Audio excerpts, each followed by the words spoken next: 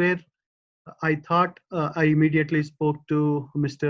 Mohan Naidu, whom I know since last 2+ years, where he trained thousands of the students, thousands of uh, adults, right, across the globe, not just in US, not just in India, across the globe. He trained a lot of people. He mentored.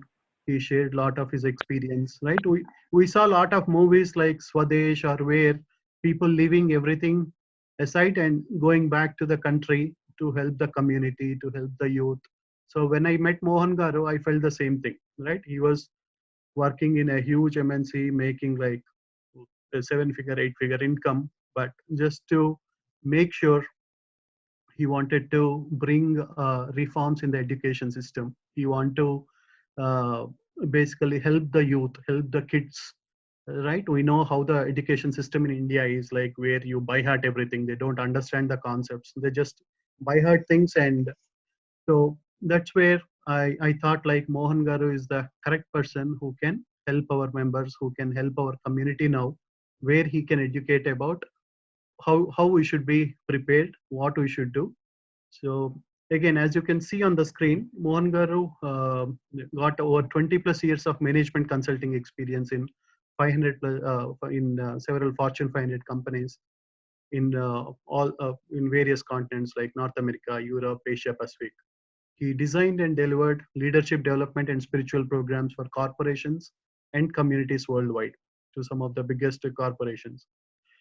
He was also a professor for enterprise project management at Oklahoma City University, and he founded and he coaches thousands of students in his organization Wave Global, which was incorporated in Texas in 2016 to improve the learning systems.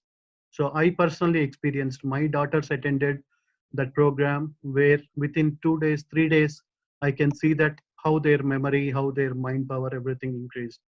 So that was a surprise for all the parents who attended in all different cities, right? So I'll talk more about that memory and mind power course later.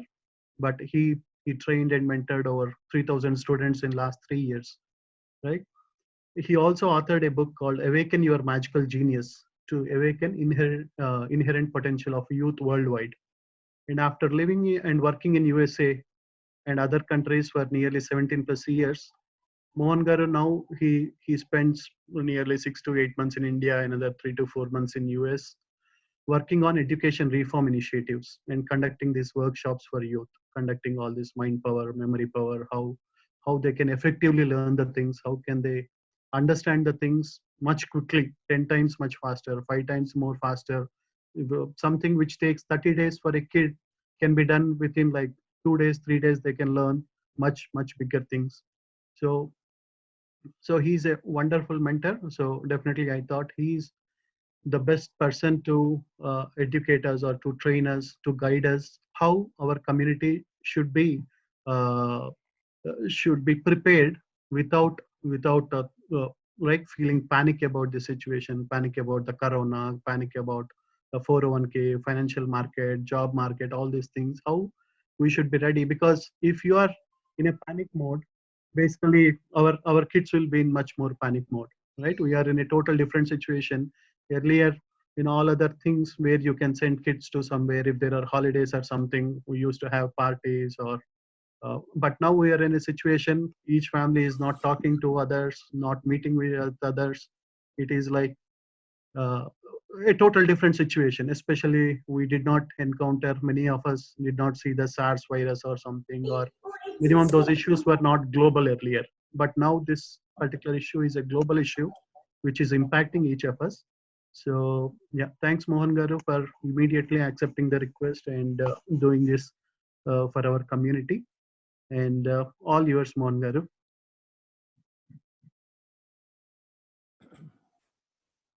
All right. Thank you, Kishore Garu, for that generous introduction.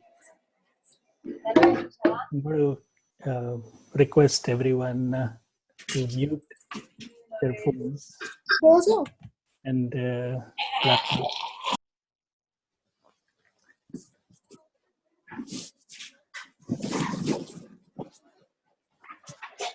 Yeah, Mohan, I'll handle the. All right. All right. Well, thank you everyone for taking the time to join us today. I'm told that we have close to 500 participants today joining from all over the world, different parts of the world. So, based on whatever time zone you are in, good morning, good evening, good afternoon. And I'm very grateful you took the time to attend today's session. Now, typically, I do this session over a longer period of time, about 4 hours, because my preference is to have a lot of interaction and engagement throughout the session. But given the constraints of an online platform, and with so many of you joining us today, we will probably have limited interaction because of the constraints of the platform. And therefore, we may not be able to spend full 4 hours. But if any of you are interested in the full 4.5 hour session anywhere in the world, you could certainly reach out to us and we'll be happy to facilitate that for your community or for your corporations. So a few guidelines for today's session. Let me just quickly reiterate that.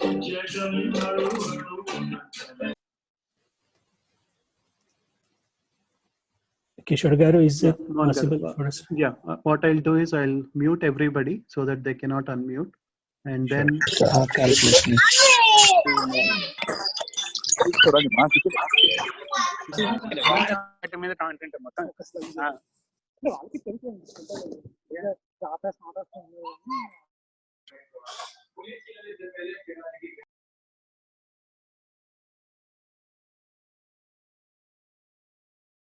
All right. So what I would like to start off with is go over a few guidelines for today's session. And before I do that, may I request everyone to confirm on the chat window by saying yes if they can hear my voice very clearly, and the pace at which I'm speaking is just right, not too fast, not too slow. So I know that for the next couple hours that we have together, this is the pace and this is the volume of my voice that I need to maintain. Thank you. Thank you for responding. So here are a few guidelines that we thought will help us all collectively get the most value from the time that we have. Because we have that many number of participants, we'll probably not be using the microphone for interaction, and therefore chat window will be used for interaction, where whenever throughout the session I engage with you in asking questions, I'm requesting all of you to use the chat window to respond with a yes or a no. And maybe sometimes the response could be a couple of lines that you may have to type. So we'll do that based on my close to a decade and a half experience of facilitating this retreat in different parts of the world.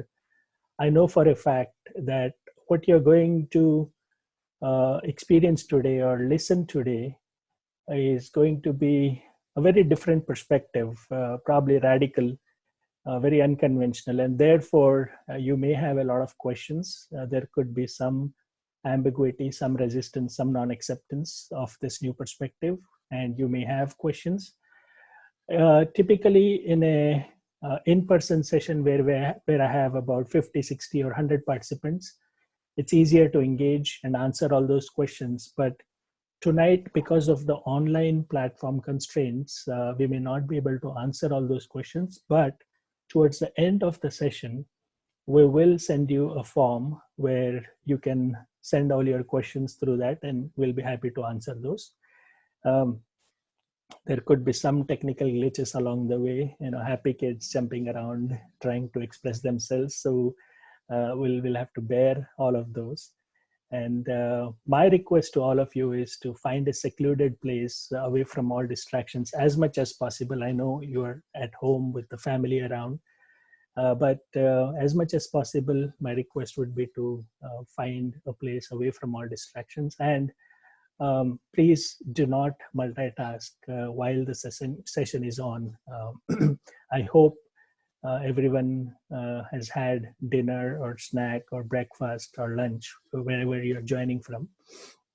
And the session, the way it's designed, the way it goes is every aspect of the session lays a foundation for the next module or the next part of the session. And therefore, it's a very progressive approach, and it builds on top of each other. So therefore, in the beginning, you may find something that you probably already know or you've heard, and you start assuming, and therefore some people may not stay all the way till the end.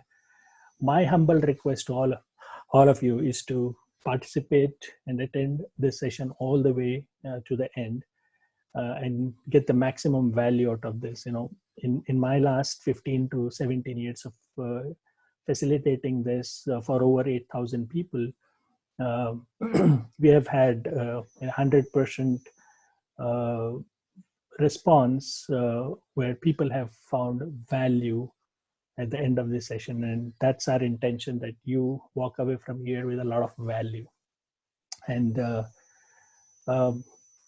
all over the internet, there is a lot of knowledge, a lot of information, a lot of spirituality, a lot of discourses, retreats that are available, a lot of insights, a lot of quotes from spiritual masters from East and the West. But in spite of having access to all of that, have you ever wondered why that wisdom or that spirituality or that knowledge does not stick to us?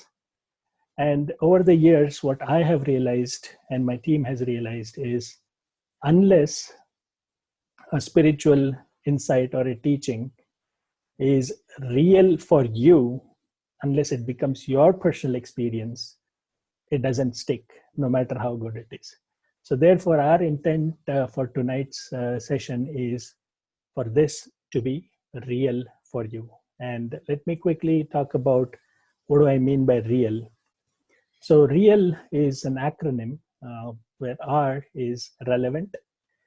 So whatever we are going to talk about today, about the mind and how it works and the nature of the mind, all those insights, unless it is relevant for you, unless it fits your life situation, it does not mean anything, right? So therefore, a good test for tonight's session is, at the end of it, if you feel, even in this corona mayhem where I'm worried about whether or not I'm going to get the supply of milk a week from now, or if you're going to run out of paper towels or any other major unknown, unseen issues surfaces, would we still be able to apply what we're going to learn and make it relevant for our daily practice? If that happens, then this session is relevant for you. E is experiential. So I may speak here, it may sound like a monologue, which, although I assure you it's not going to be a monologue. I want each of us to be fully engaged, and it's going to be more experiential. So at the end of this retreat, beyond just the insights about human mind and how to gain a sense of control over human mind, if we understand and experience the truthfulness of that teaching, then it is value for you. A is applicable. So no matter how good a teaching or insight is, if I can't apply it in my life, you won't find any use to it. And L in the real is, whatever I learned today, I need to start experiencing some kind of transformation. So there has to be some kind of a life transformation that needs to happen after I apply what I'm going to learn today. So only when you see this happening, then it is a real value, real experience for you. And this is probably one of the biggest reasons why we have all these great spiritual masters with long beards and bald heads and saffron robes. I'm wearing none of those. I don't have a long beard. I don't have a bald head. I am not wearing any saffron robe. But the reason I have this deep conviction in my heart that what we're going to learn today is extremely valuable is because this, what I'm sharing with you, is what I have experienced over the last 20 years, personally living life through these principles. So that's the intent. We want this to be real for you. And for that to happen, I have 3 requests from all of you. One, as we go through this session, you all probably don't see it, but you are carrying an invisible parrot sitting on your top right shoulder, constantly talking to you, constantly, until you are in deep sleep, right? And I hope most of you must have probably recognized that this invisible parrot that I'm talking about is your own mind, right? So this mind is the number one reason that does not let you stay in the present moment. Okay. I'm going to take a couple of seconds and see if there is anything in the chat window that concerns me or that needs my attention.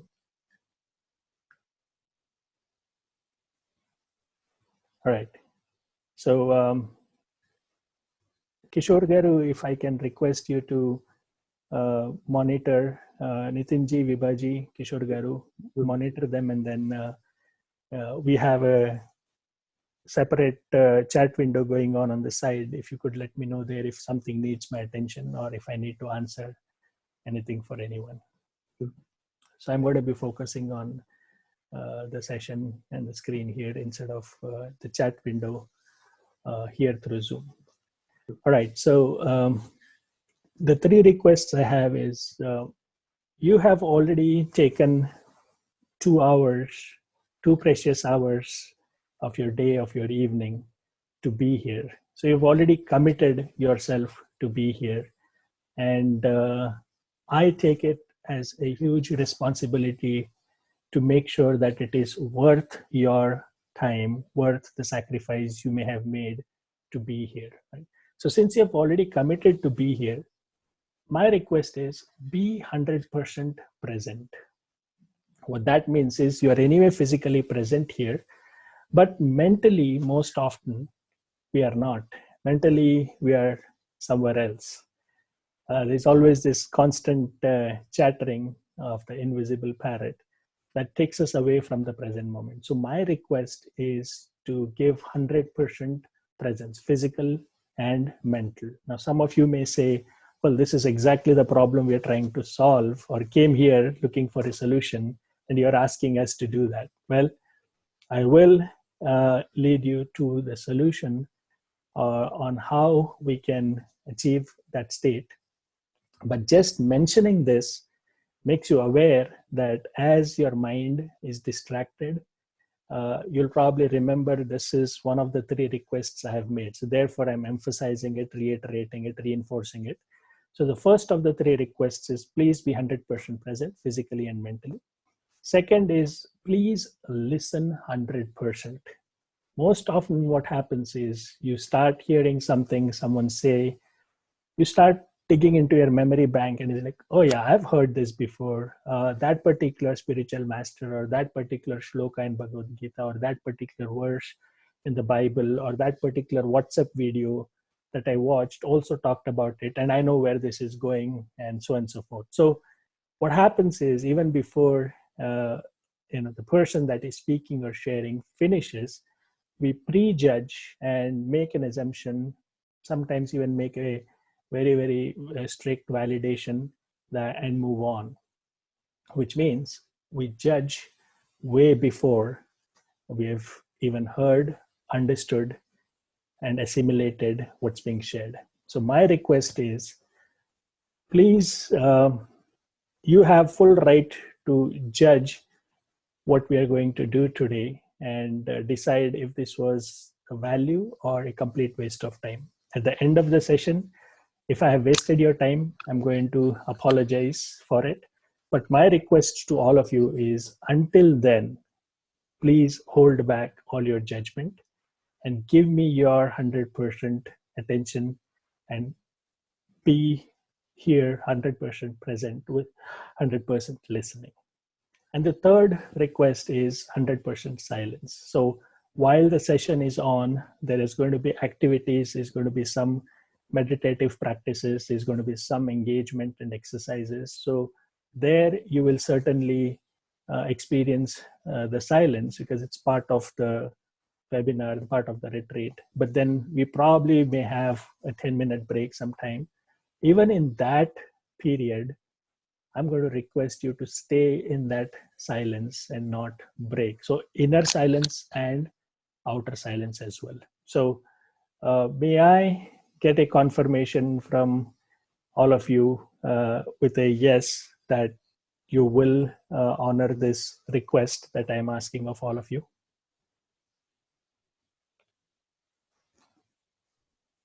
Great, thank you. All right. So let's get started. You may feel a little rushed, but that's again because of the constraints of the time and the nature of online platform that we're using. But I'm going to do my best to, make it complete in itself, even though we are not going to spend 4.5 hours in the time that we have today. What you're going to receive is going to be complete in itself. So let us start off with understanding the human mind. I mean, obviously, one of the most complex topics to understand and be convinced that you have ever understood fully how the human mind works. Right? So indeed, it is very complex, but if you understand the nature of the mind and are equipped with the right insight and the right training to manage the mind, not fight the mind, manage the mind, I'm sure 95% of the miseries that we experience in our life will be minimized and then eventually eliminated. So let us first, step by step, get into the process of getting a glimpse of our own mind, understand our own mind. Again, I'm going to reiterate, please, even if you feel like you know where this is going, or you've done this activity or this exercise, or you heard something that I'm saying, please set aside all of those assumptions, all of those past prejudices or pre-mind programming, and be 100% present and listening. So what we'll do is we'll go through an activity and exercise and get an insight into our mind.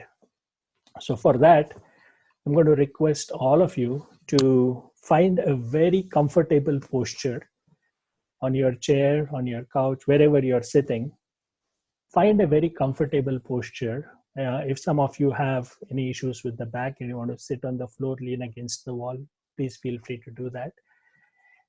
It is important that in the next few minutes, while we are doing this activity, you are not distracted by any of your body discomforts. And therefore, find a very comfortable posture. Relax, take a couple of deep breaths, and then follow along the instructions with closed eyes. So let's start off with a couple of deep breaths.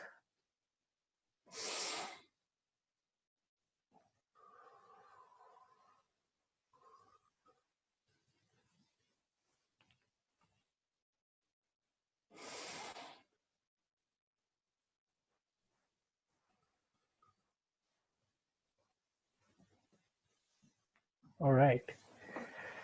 So let us all close our eyes and please follow along the instructions exactly as I narrate them exactly as I tell them in the next few minutes. This particular exercise or activity works best when you have your eyes closed, because then we minimize the distractions from all the other senses, and we are fairly and adequately focused on following along the instructions. So please close your eyes and imagine yourself on this beautiful beach. It's a very nice, pristine, white, sandy beach. Very clean. You're actually experiencing the nice cold breeze. You're walking along the shoreline barefoot, and therefore you're experiencing the cold ocean water touching your toes.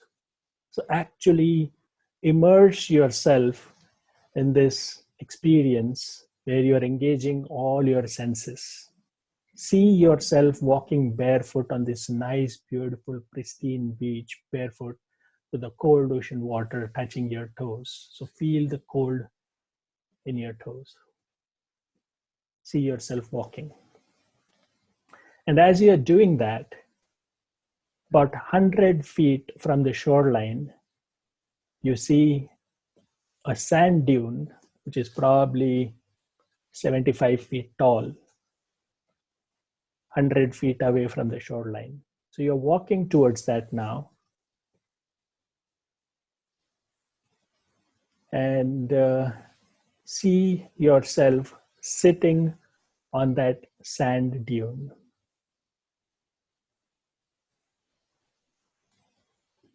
And now, looking from the sand dune towards the ocean, towards the shoreline, you have an aerial view. And what you're seeing now is on the shoreline, on the beach, written in a very large font, large enough where you could see it very clearly from the sand dune. In a very large font, the number 100, 100, the number 100. See it very clearly in your mind's eye. I request all of you to see it very clearly in your mind's eye. The number 100. Now here is what is happening. Visualize this. An ocean wave comes onto the shoreline and it erases the number 100. And as the water recedes back, as the water goes back into the ocean, what you're seeing now is the number 100 is replaced by 99. You're seeing the number 99. So actually see the number in your mind's eye on that beach. Don't just assume, actually see the number. Number 99. A couple seconds later, another ocean wave comes in and then erases the number 99 as the water goes back into the ocean. Now you see the number 99 replaced with 98.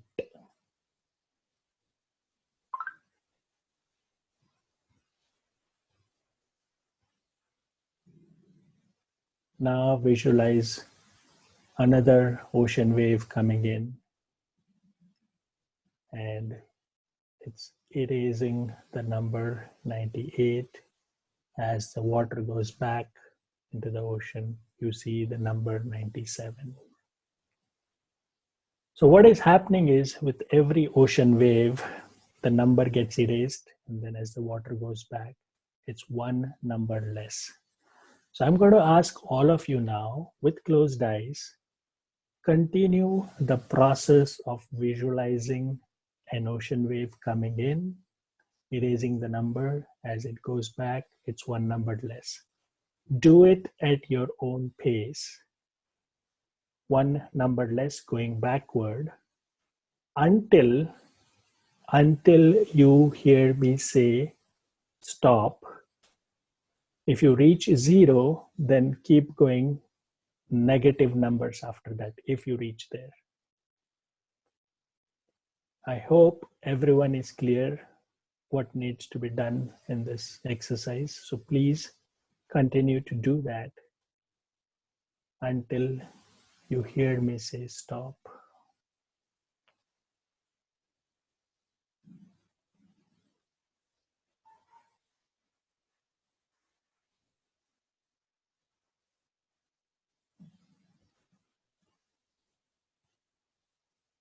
Keep your entire focus on the numbers and the ocean waves.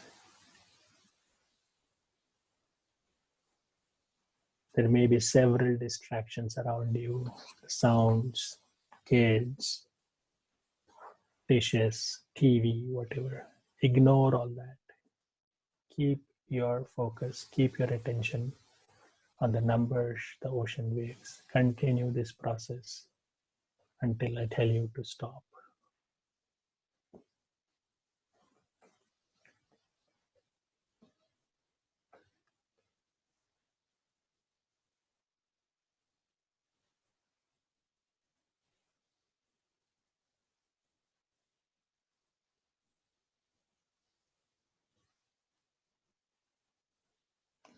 I strongly recommend doing this with closed eyes.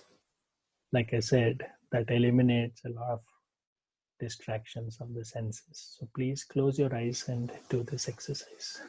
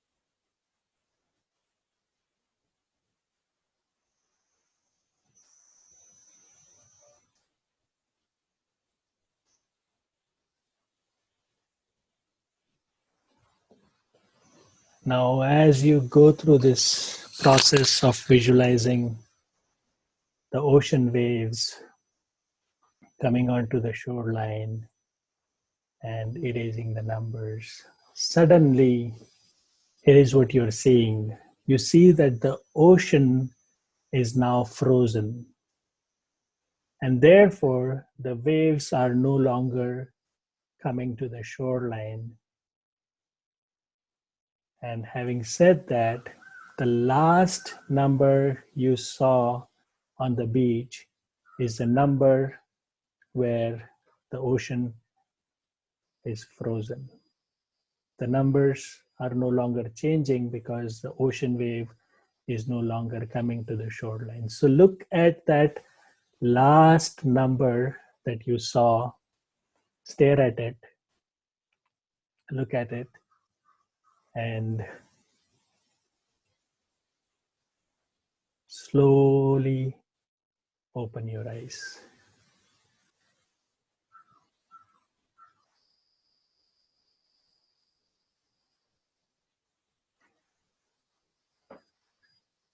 Good morning.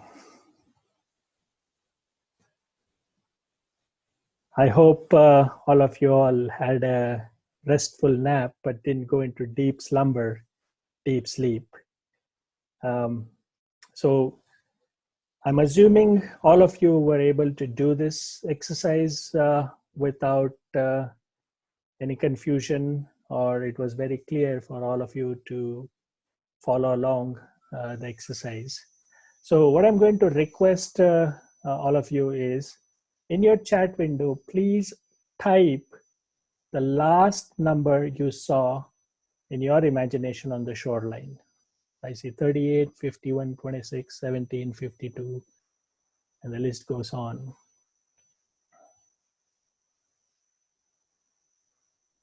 Oh, minus 45. Wow. All right. Okay, 79 and 64, my wife. 82 and very tough to concentrate. All right. Wow.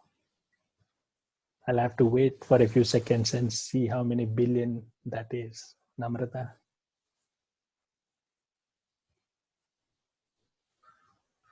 All right.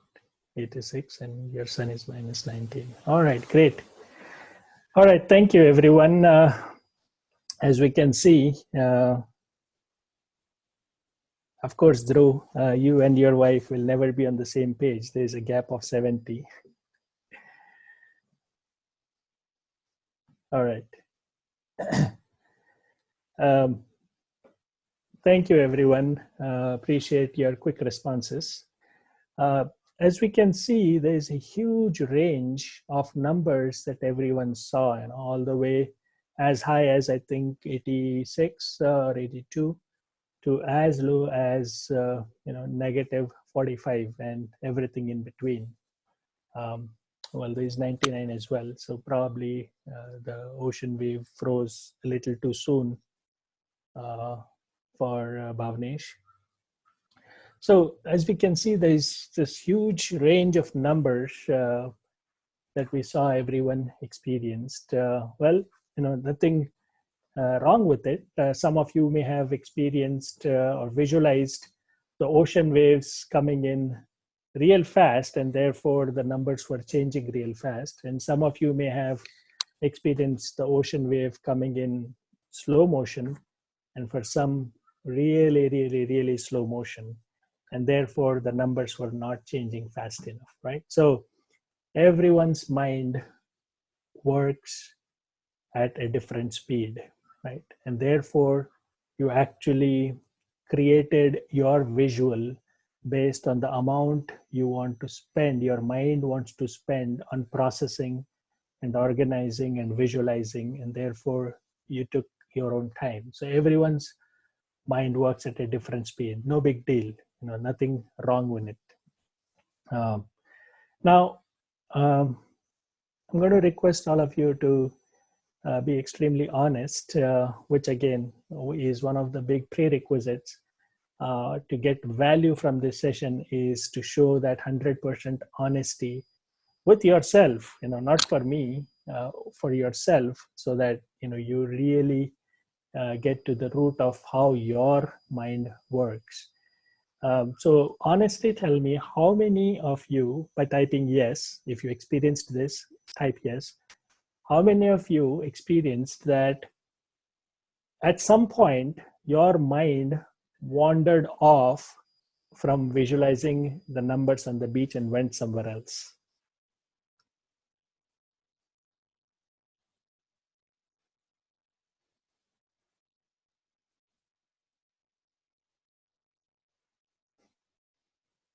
Of course. Yes. Yeah, I would say yes. Thank you, everyone. There's a series of yes, and somebody is saying 5 to 7 times. I'm sure the range of number of times you were distracted from this process could be anywhere between once or twice to 5 to 7 times to sometimes 10 to 15 times as well. So all of you, I would say, pretty much experienced that your mind wandered away from, instead of visualizing the numbers, to somewhere else, right? Now, Kishore Garu, we probably have to take some exception and allow 2 or 3 people to share, if they're comfortable, where their mind wandered. So if anyone wants to talk about where their mind wandered, please mention your name, and we'll find a way to unmute you so you could share what happened. So we'll take a couple, maybe 3 or 4 people sharing their experience of how their mind wandered. So anyone here wants to talk about it? You can raise your hand, or you can put a comment in the chat window. Just you can share the experience. There's nothing to feel bad or anything here.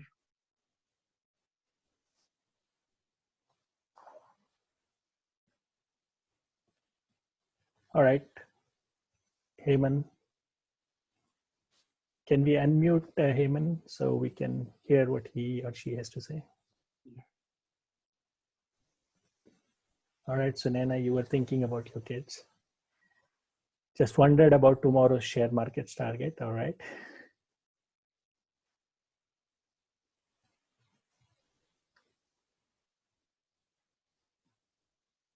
All right, some office matter. Your daughter came and disturbed, all right? Just hearing noises around, all right?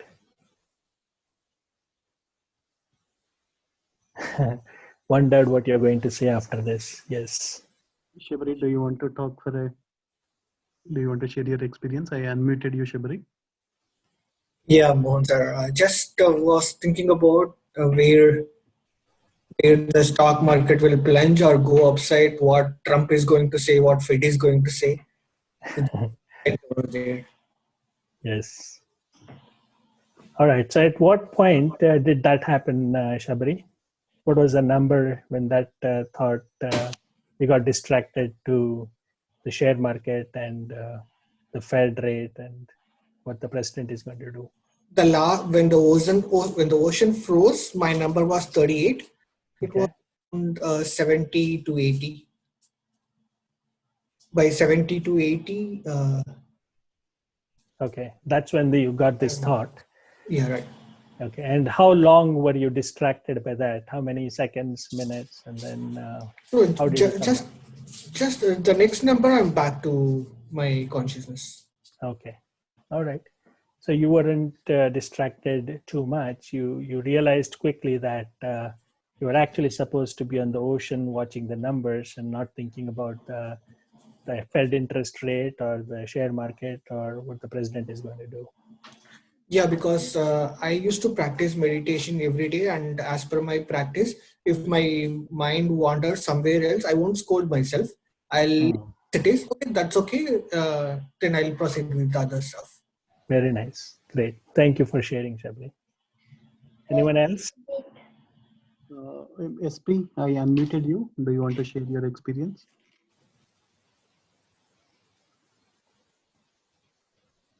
SP, who just added a comment that thinking nobody lost anything in the market.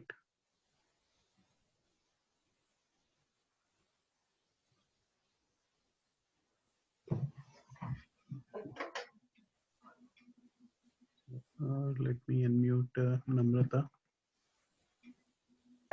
Namrata ji, do you want to share? There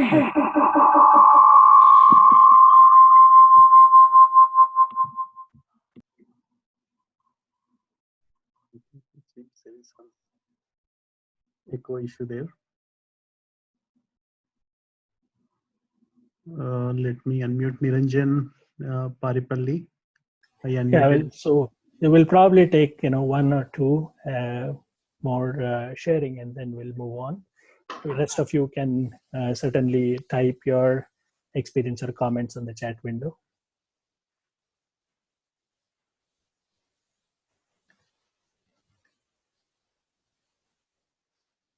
All right.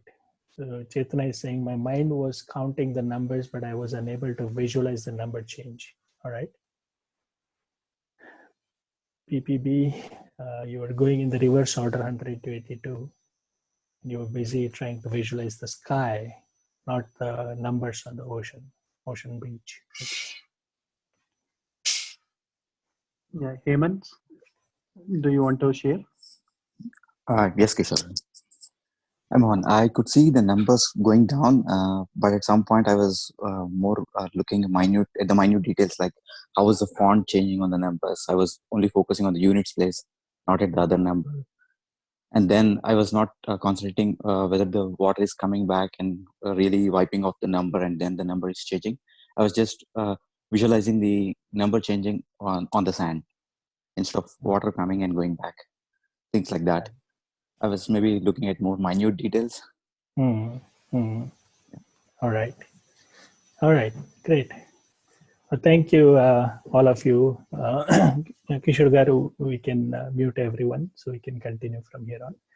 Well, thank you for sharing all your different experiences. And we saw that, almost 90% of you experienced it, where your mind got distracted to somewhere else, and instead of doing what it was asked to do, it went and did something else. Now, something as simple as being on this beautiful pristine beach, enjoying the nice cool breeze, and just watching the numbers change. I didn't even have you do any complex rocket math where you add something, then divide something, then multiply something. It wasn't any complex math. It was a very simple activity. And yet, on a beautiful beach, for the simplest of the task, your mind still could not stay at one place. That's the nature of our wandering mind.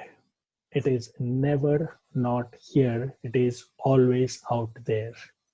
Now, in this process, one thing that we saw is, all right, we got distracted and then we came back to it. So we lost some time.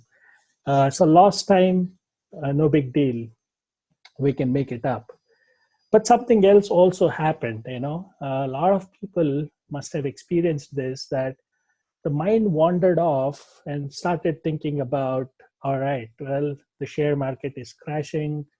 The stocks that I have invested in my portfolio value, even if it's an unrealized gain or loss, my portfolio value has been dipping every day, and it's gone down by 30,000 or 40,000 or 80K and whatever else.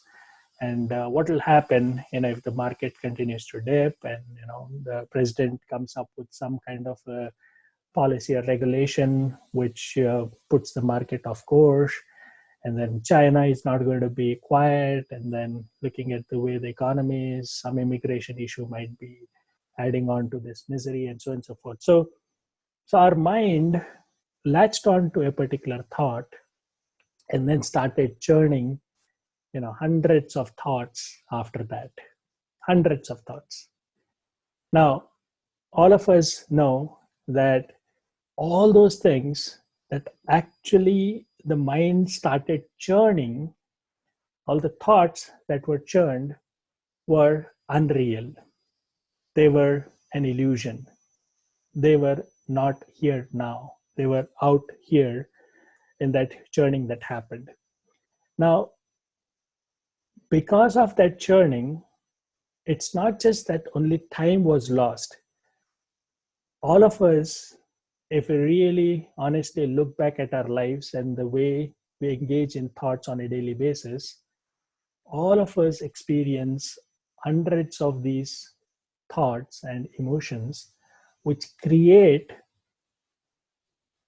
the emotion of fear, the emotion of anxiety, the emotion of stress, the emotion of insecurity, the emotion of guilt, the emotion of regret.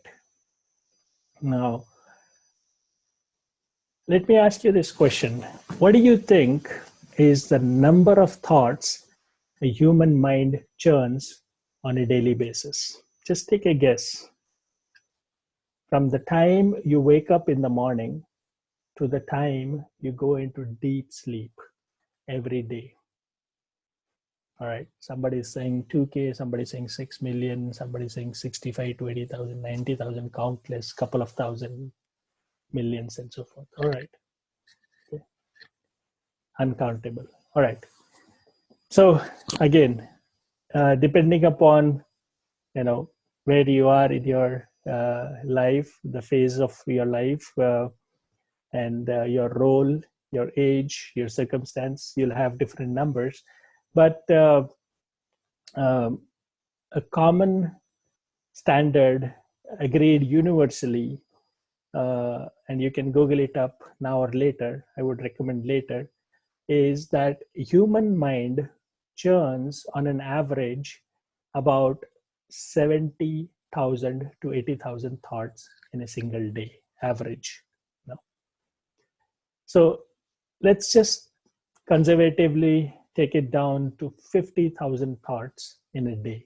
All of us, whether we are aware of it or not, whether we're conscious of it or not, whether we believe it or not, or whether it is in our realm of attention every day or not, the fact is there are 50,000 conservatively thoughts that are churned every single day. Now, you tell me, out of these 50,000 thoughts, how many actual actions really happen through our body?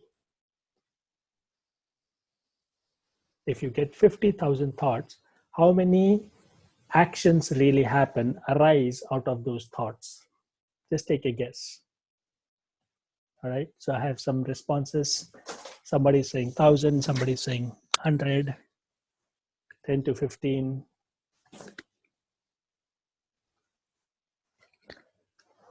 One 1%. Yes. 696. Aris? Yes. All thoughts are brain activities only. 100. All right. So I think we can say that there is consensus, from a large part of the audience, that if we have 50,000 thoughts churning in our head, only about 100 of those thoughts lead into some action. So we actually take an action. So let me just give you a quick example. Early in the morning, when you wake up from bed, obviously the first thing we look at our cell phone is, okay, let's just look at our WhatsApp messages, and for the youth, Instagram and Facebook and Snapchat and emails, the stock price, the closing price of the market of a certain stock, whatever it may be, right? There are like those activities that just suck us in. And in this current world where we are exposed to a huge volume, velocity, and complexity of information coming to us through social media, we are so entangled, so engrossed into this web of information that we, just get sucked into it and we are lost, right? So out of the 50,000 thoughts that you get early in the morning, you get a thought about, okay, right now this may not be a relevant example, but when the school was the session was on, starts off with, okay, who is going to drop the kid off to the bus stop or to the school, and what time do I need to leave to go to work? Do I need to carpool? And so forth. So there's a lot of this discussion and questions and back and forth going on.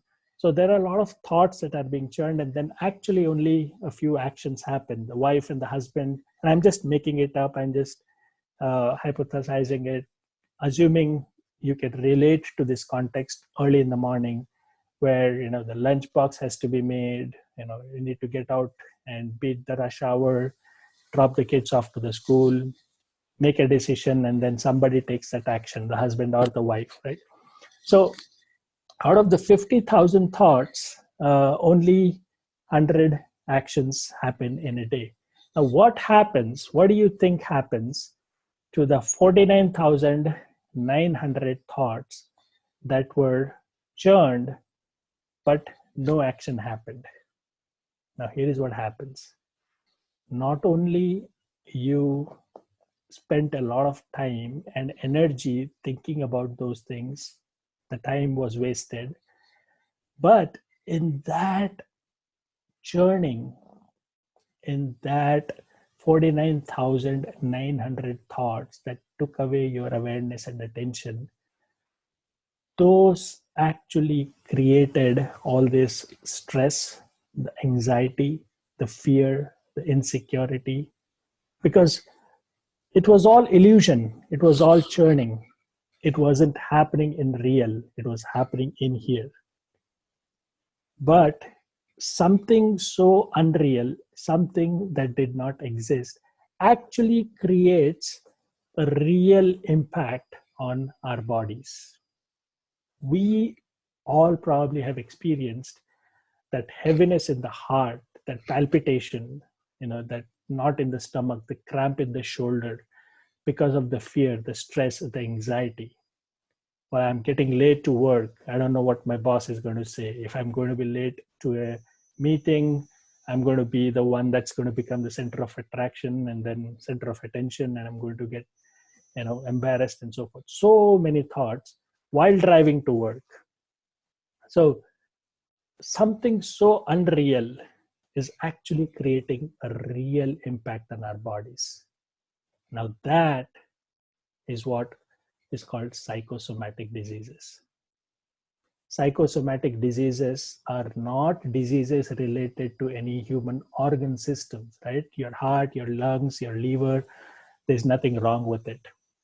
But the diseases that are a result of this unnecessary churning of thoughts, which create these negative emotions of fear, stress, anxiety, guilt, regret, insecurity, creating a real impact on your physical organs, are what is called the psychosomatic diseases. And World Health Organization in 2017 and then continued in 2018 actually announced that the number one killer of human race is no longer HIV or cardiac diseases or oncological diseases like cancer. It is stress. So World Health Organization announced and declared that stress is the number one reason for maximum psychosomatic diseases and eventually leading to fatalities. Now, how ironic is this? Something so unreal, it does not exist. It exists only in our mind, only as illusion, is actually creating real impacts on our bodies. So the churning of thoughts, which is the nature of the wandering mind, not only do you lose the time that's wasted, not only do you attract all these psychosomatic diseases, the deeper negative impact of this churning is this. It is in this churning that your tendencies are formed.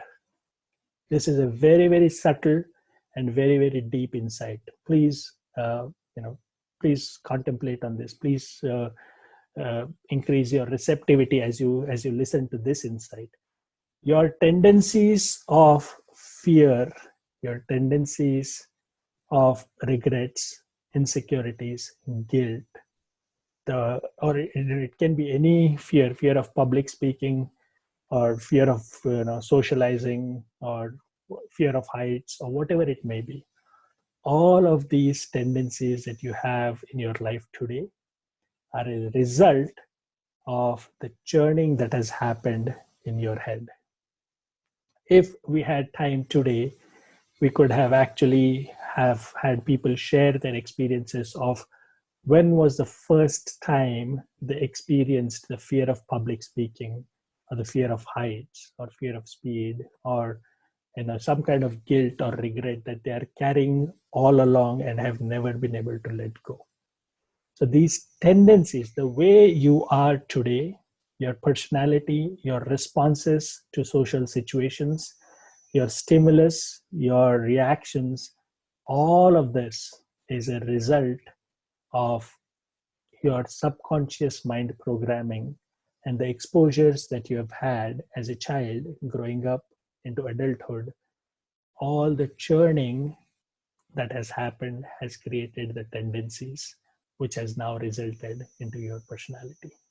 But that is a much, much deeper negative impact that we all experience because of the wandering nature of our mind. So time lost can be made up. Psychosomatic diseases, of course, unnecessary, but then over a period of time can be cured. Tendencies formed can sometimes remain like a lifetime personality traits. Now, there is a much deeper impact, not just loss of time, loss invitation to psychosomatic diseases, and all these unnecessary tendencies. Another very negative and very subtle impact that we all experience because of this wandering nature of mind is, because it is never not here, it's always out there, it robs us of this access to inner joy. And if you relate to the current coronavirus mayhem that's going on, think about all the thoughts that you get. There's this constant scare of whether or not I'm going to get the supply of milk, the paper towels, the groceries, there's a long line. And then this constant bombardment from the WhatsApp university sharing non-authenticated news and videos about what's going on. And we engage in churning because we have never ever been trained about how to respond to a thought. How do you eliminate the churning? How do you stop from creating the real impact on our bodies through the stress, the anxiety, the fear, the depression, the insecurity? And how do we not rob ourselves of the possibility or the opportunity to stay in our inner peace? So if you relate your daily experiences, you will see this is how our mind is negatively impacting all of us every day. So that is the nature of our wandering mind. So what we have experienced today through this alpha meditation, the meditation that you just did, the beach and the number watching meditation, is called the alpha meditation. And what we have realized is our wandering nature of mind not only wastes time, it creates that illusory churning, creates that psychosomatic diseases, the tendencies, and the most important negative impact that we experience is that it keeps you from accessing the source of joy. There is no need for all of us to go through these negative emotions and create those tendencies.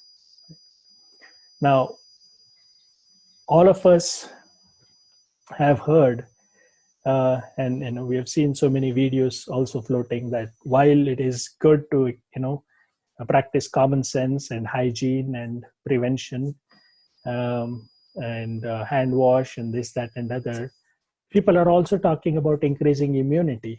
That's another way to fight the vulnerability that we have from the virus. Now, and then as part of increasing immunity, people are saying you should do meditation. Now, yes, meditation is definitely useful, it's helpful. But the question is, do we understand what true meditation is? That, I think, is the biggest missing link. All of us have heard everyone say that meditation is really good for your health. It calms your mind, it eliminates or reduces stress and this, that, and other. But worldwide, and I have been a part of many organizations that have spent a lot of years researching about mind and neuroscience and meditation and awareness and so on and so forth. It's actually, a $1.5 billion industry where large corporations are actually spending, as part of their annual budgets, millions of dollars for improving mindfulness and mental health and so on and so forth. But unfortunately, all of them are doing this without truly realizing the missing link about what is true meditation. Yes, meditation is the answer, but true meditation is what we really need to know and understand for us to get true value out of meditation, right? So true meditation is, when you are connected to the source of peace, the source of inner joy at all times, wherever you are. When I say wherever you are, if you understand how to do or how to practice or how to engage in true meditation, then you will experience the meditative state even when you are in the marketplace, or you will experience the spiritual joy in the stock exchange. You'll feel the bliss in the boardroom, not the tension about where the economy is going. And you will also feel the tranquility in theater. So it wouldn't matter whether you are in a theater or a boardroom or a marketplace or a stock exchange. If you understand true meditation, you are always connected and anchored to the source of the joy, and it's an unwavering, very steadfast anchor that keeps you connected to that inner peace. So the question then is, how do we know what is true meditation, right? So in order for us to understand true meditation, we also first need to know what is not meditation, because there is so much myth or misunderstanding about what is and what is not meditation.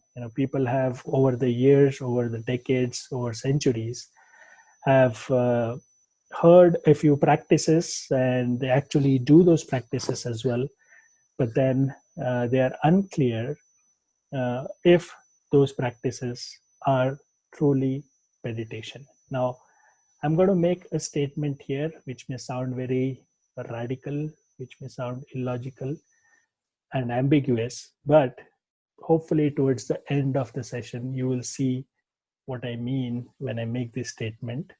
And that statement is, you do not have to meditate. Just know that you are meditation. You do not have to meditate. Just know or experience that you are meditation. Now that's where we are going towards from this point on, right? So let us, I'm going to ask all of you a question here and have you all make a choice. We are almost at a little over a halfway mark in today's session.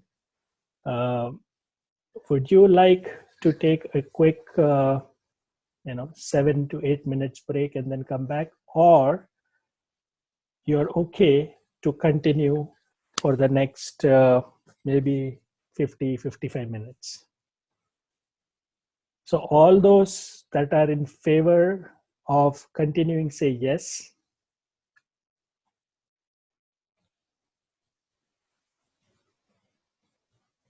All right, great. Great. Okay, I also see some of you asking for a break and saying no. So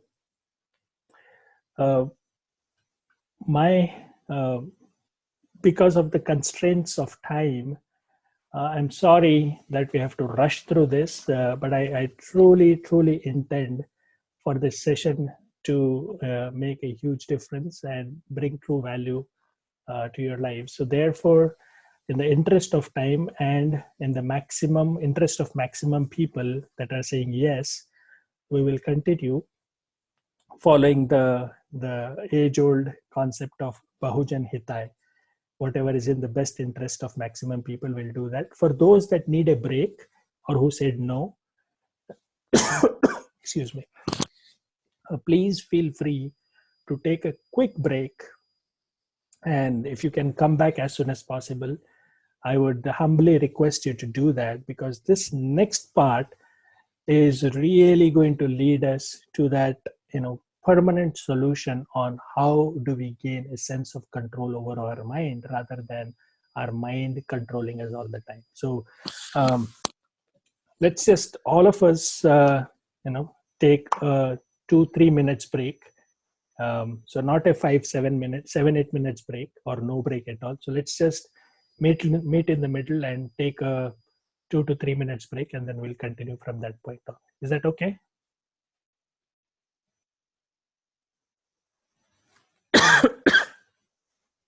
Thank you.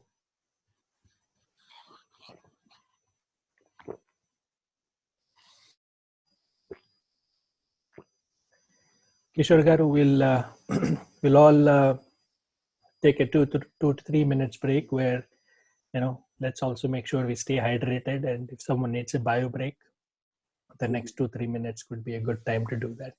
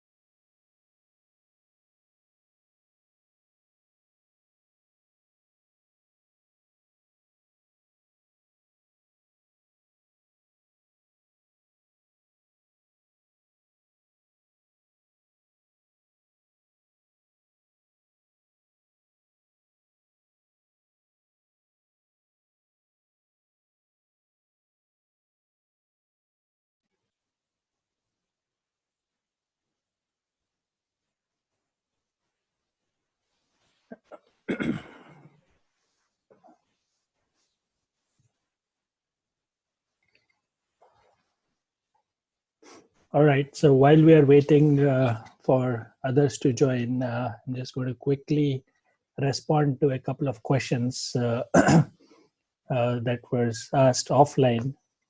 When I talked about how the mind, because of its wandering nature and churning, not only wastes time, but also invites psychosomatic diseases. Some of the examples of those diseases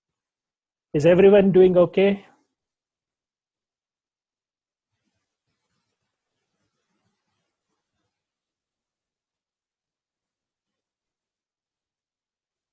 All right, great. So now let's find a very comfortable posture and follow along this instruction for the next 3 to 4 minutes. So we'll try to complete these phases a little sooner, because where I am leading you towards the end is really the essence of tonight's session. And therefore, even if you feel a little rushed, please bear with me and follow along. So please close your eyes and listen for distinct sounds around you. Listen for distinct sounds around you.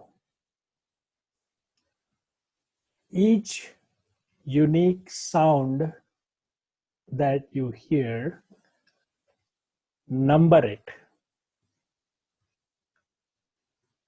It could be the sound of my voice when I'm talking, so that could be one. It could be any other sound around you. So close your eyes and identify as many sounds as you possibly can, unique sounds, and number them.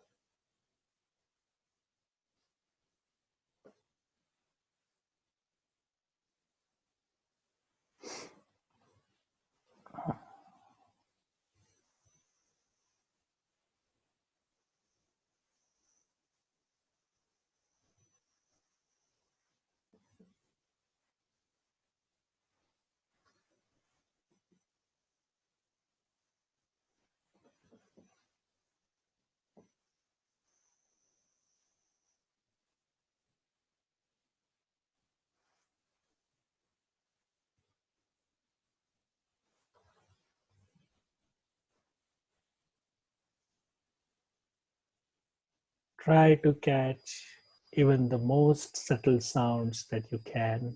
Make sure each sound is unique. Do not try to capture the same sound. If somebody is walking around you and you hear their footsteps, footsteps is one sound. Not every step is one sound. Footsteps is one sound. And likewise, identify unique sounds.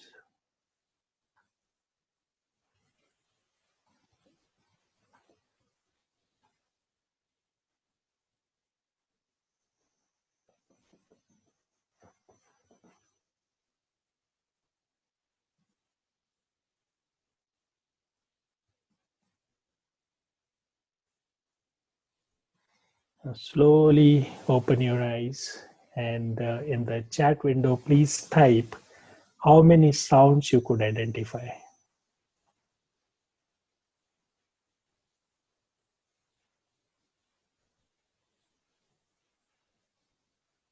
Wow, 29.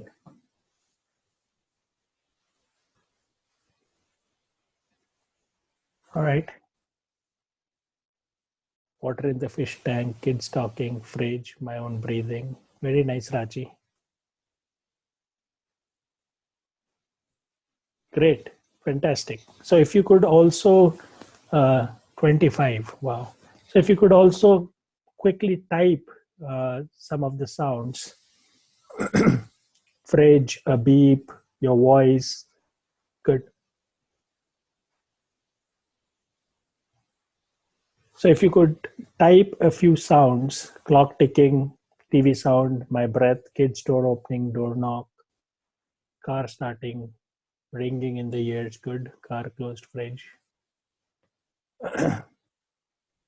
chirping, TV, your voice, my cell phone, someone talking. All right, great. AC, yes. My heartbeat. All right. Very good. All right. So I think we have a lot of common experiences. A lot of you said about the kids playing around, the doorknob, the vehicles, the footsteps, the AC vent, the refrigerator, the sound of my voice, breath. Somebody also said heartbeat, the clicking top, the talking, the clock that's ticking. Now, is there, having heard and seen all these different sounds being typed here, does anyone have any unique sound they heard which is not listed here so far? Think about it for a few seconds. Did anyone hear a unique sound? Birds chirping, I think we heard somebody say that. All right.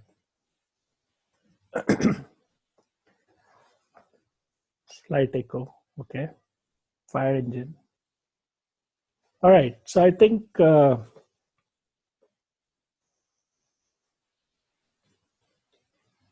nature sound, okay.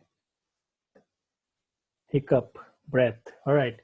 So something as obvious as the cars outside, the sounds inside the house, even the most subtle sounds, that of your own breath, your own heartbeats, and very, very, very light buzz of different sounds around you, you could identify. Now, here is a question.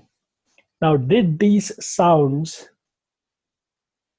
were created when you started looking for those sounds, or did they always exist there?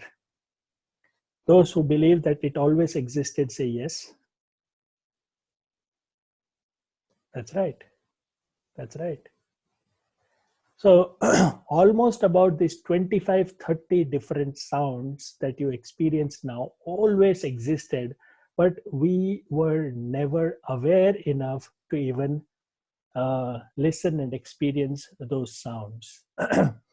And one more thing that happens when you are not aware of the environment around you is that the mind is distracted. Now tell me this, while you were looking for sounds, did the number of thoughts that you would otherwise get, did you see or experience a reduction, even if it is a small percentage of reduction? Did you experience the reduction of number of thoughts that your mind was churning?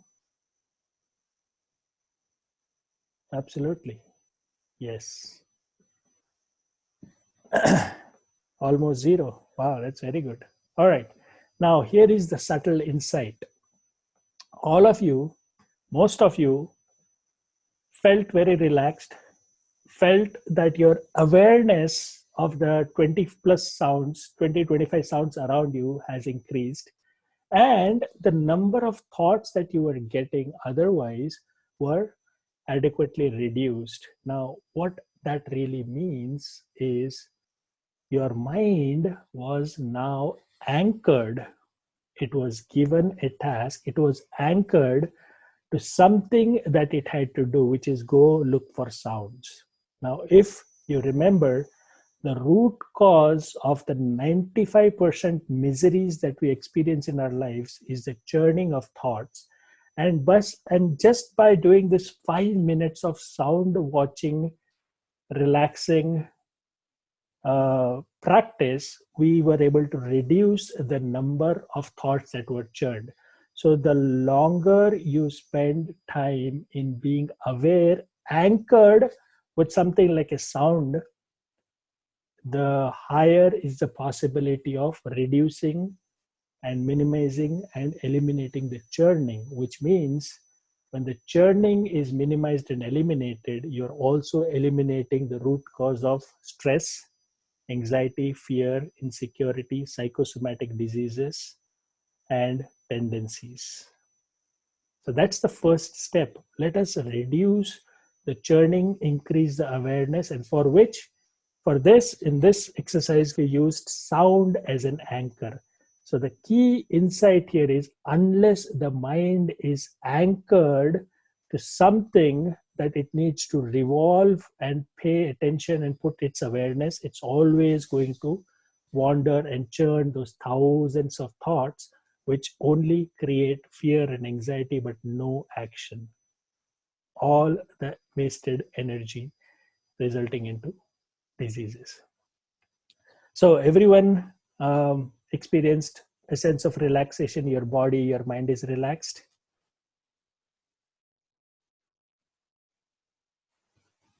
Great. All right. Now let's move on to understand that what you experienced now, relaxation, is good, but it is not meditation.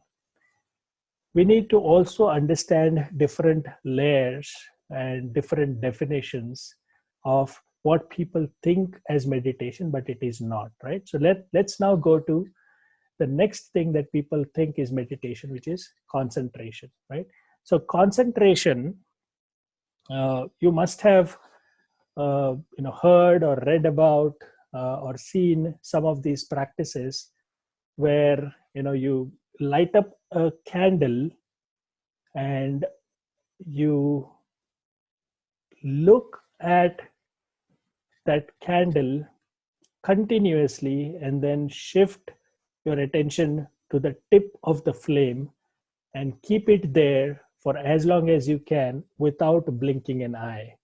Now, how many of you have heard this kind of a meditation? It's called the Tratak practice. So those of you that have heard about this, say yes, please.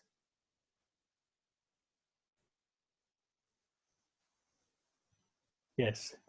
So that concentration, which is focusing all your awareness to one single point, allows your mind, your thoughts, your awareness to be anchored to one place, right? Focus implies bringing our awareness to one place. Now, that helps certainly, like the sound watching helped reduce the number of thoughts and therefore the churning.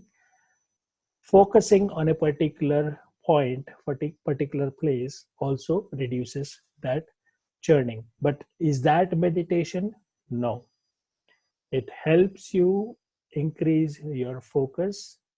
It helps you bring your awareness to one point, but that also is not meditation.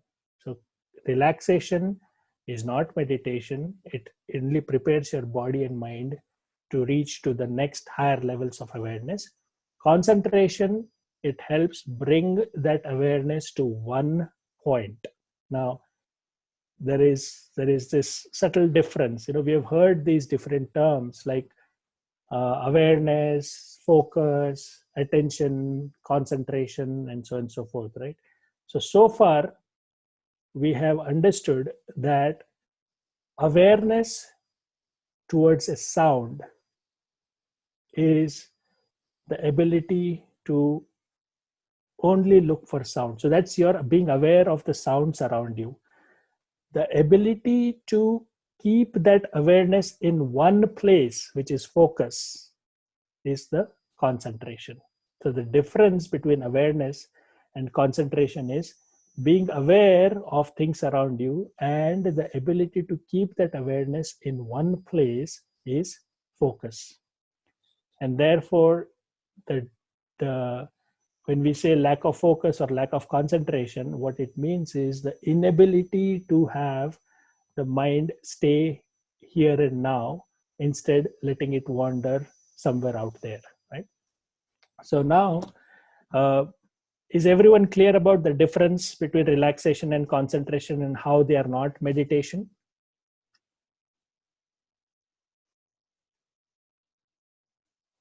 Is this clear? Good. All right. Great. So we are about 15 minutes away from our planned closing time.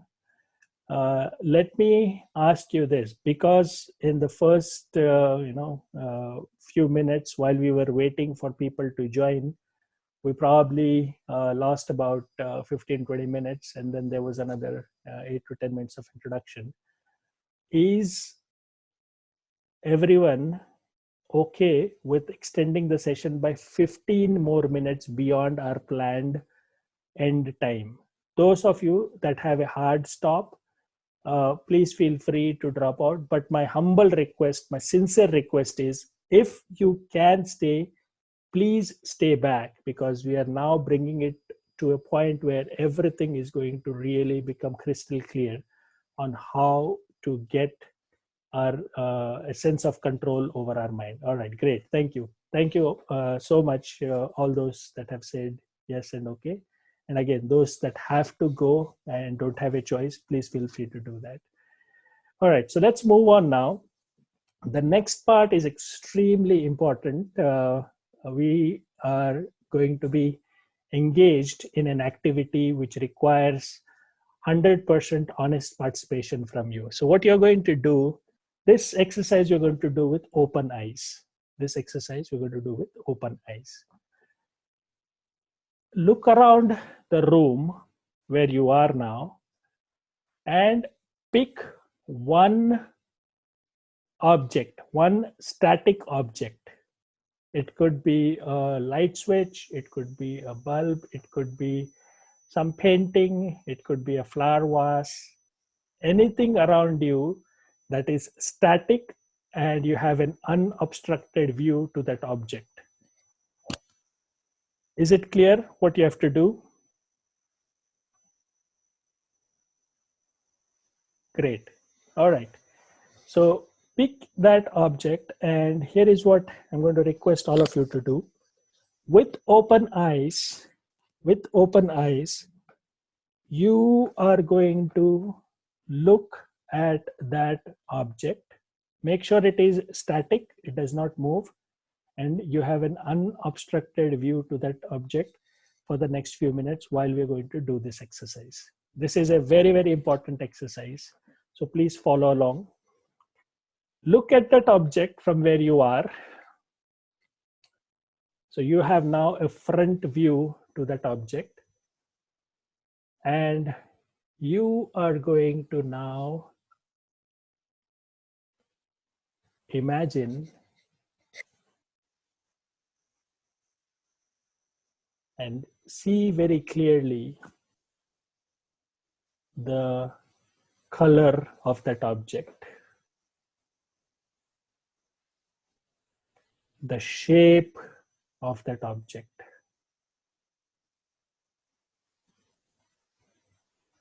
the texture of that object, the luster or the shine of that object, the material of that object, the pattern of that object, the size of that object. So you are going to explore in your mind the shape, the color, the size, the material, the texture, the glitter, the luster, the shine, all of these different aspects of the object that you are looking at. Be very mindful and deliberate about trying to observe these different aspects of the object. Please make sure that you don't move your gaze from this object. You have to keep staring at that object without moving your gaze.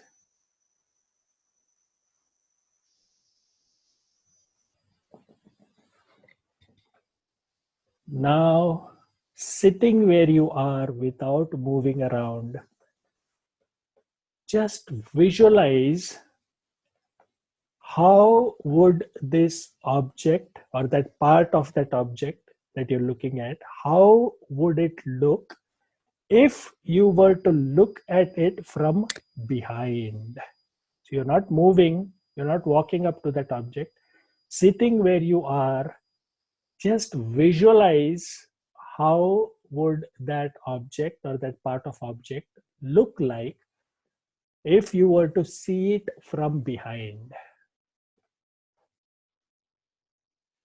Visualize it. Would it be the same color? How would it look texture wise? Will it be dark? Will it be bright? Will the shape be different? Will it make any difference to the size if you see it from behind? So try to contemplate on these different aspects of this object from where you are as to how this would look from when you look at it from the rear side, from behind. And you're doing it with open eyes. Do not close your eyes. Keep staring at that object.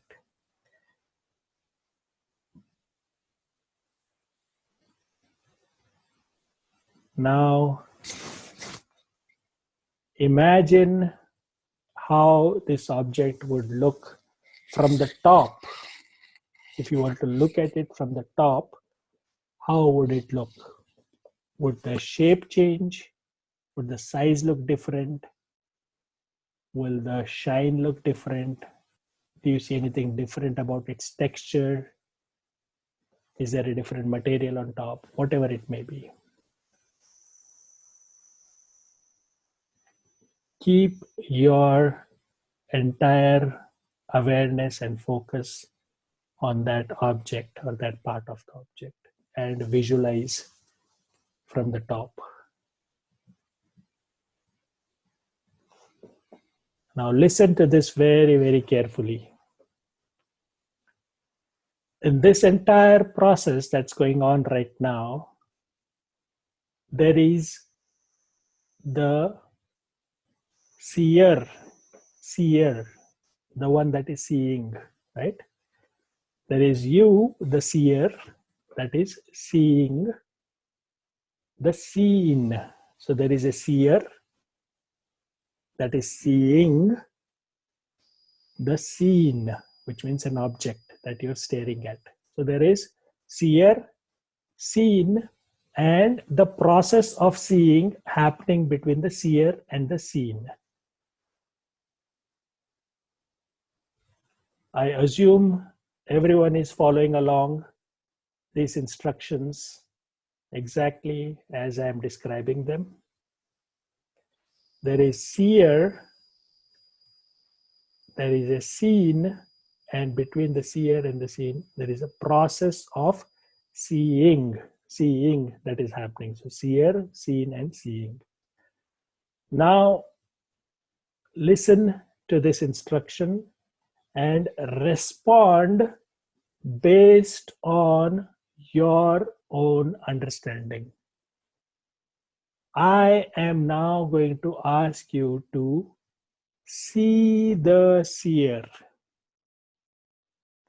See the seer.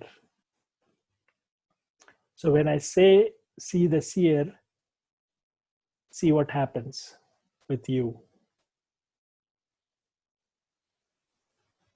See the seer.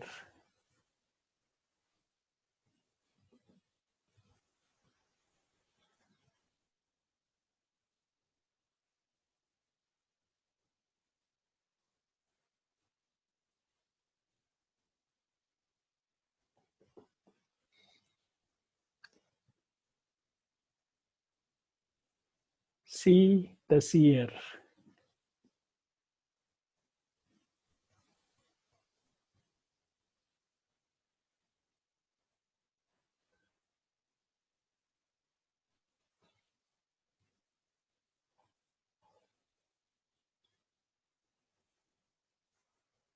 So there is the seer that is seeing the object that is seen, and on top of it, now I am asking you to see the seer. Wonderful. I see a lot of people responding, seeing myself, visualizing myself blank. Yes, seeing myself. All right. Spend 30 more seconds on responding to this question or this act that I'm asking you to do. See the seer.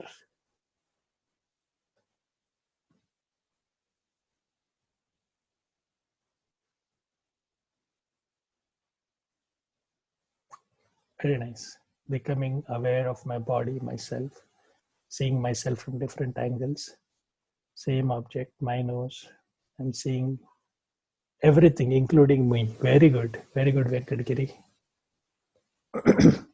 Seeing myself as if seen is seeing me. Very good. So which means the inside out or outside in view.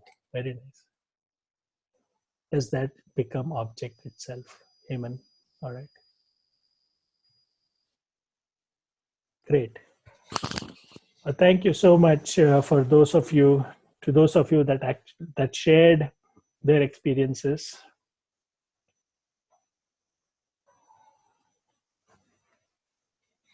So let me just break this down for you, and hopefully all of us will then collectively understand what we just experienced. So when I said there is a seer, which means you, the person, seeing the seen, which is the object. So initially there were three components: the seer, the seen, and then the process of seeing. And then I asked you to see the seer. So it probably must be a little confusing. Well, I am the seer. I'm seeing that object. And this process of seeing is happening between the seer and the seen. Now, what is this new fourth dimension of seeing the seer? So my assumption is, most of you experienced it, is that you actually saw a outside in view, like outside in view. From the object, you turned inside and now you're looking at yourself. Or some of you may have also experienced that you are somewhere out here and seeing the seer, the seen, and then the seer is seeing the seen. How many of you experienced this fourth dimension of this seer out here, seeing the seer, seeing the object? How many of you, if you have experienced that fourth dimension of awareness, please type yes.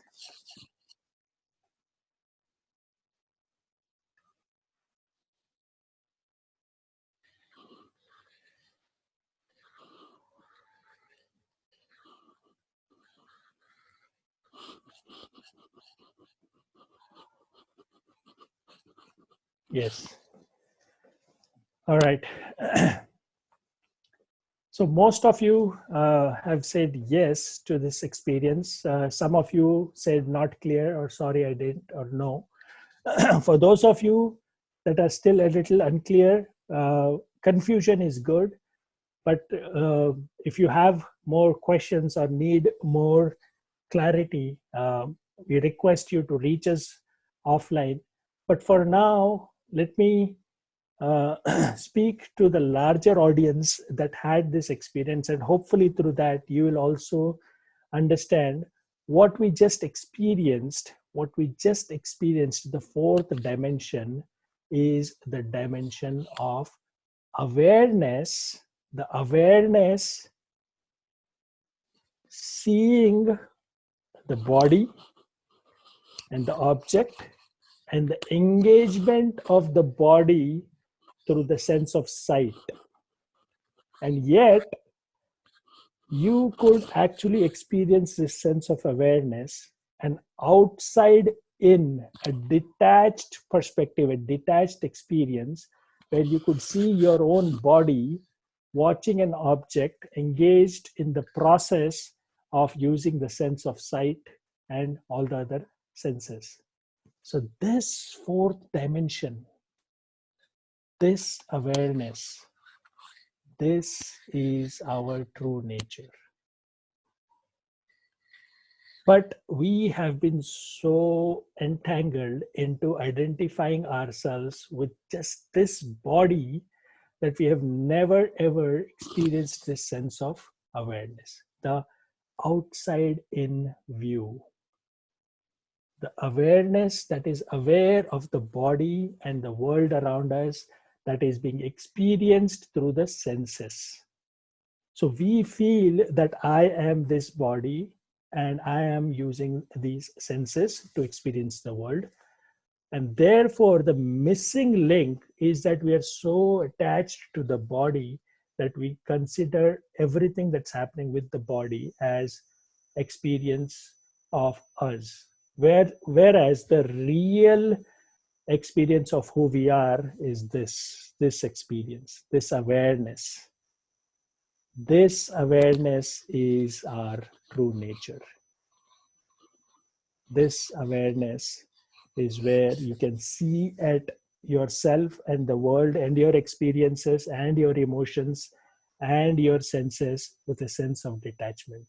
Only as a seer, what we call as the drishta. You are only seeing everything as a seer. Awareness is only seeing it, only experiencing it, only becoming aware of the body, the senses, and the world it has created through the mix of the body and its senses. So is the concept of this fourth dimension called awareness clear to most of you? Please say yes or no. Yes, you feel heavy / numbness.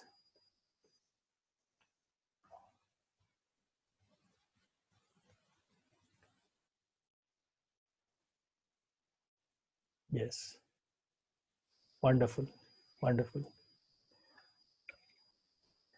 So Murli, just to close or conclude this part of the meditation, I'm going to repeat that in this process, what we just learned is what is contemplation. Contemplation is looking at something beyond what is visible and obvious, right? And therefore, when we looked at this body that is watching the object and engaged in the process of seeing, and when I said see the seer, the attention, the awareness immediately went one level higher and then saw in a very detached way the body, the senses, and the activities that are happening through this body. So this awareness that you are aware of is your true nature.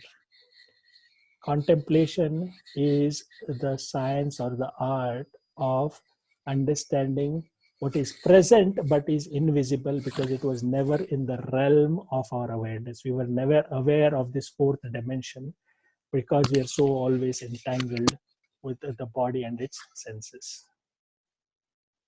So hope this, all right, great. Thanks for confirming your understanding, Murli. So now let's move towards,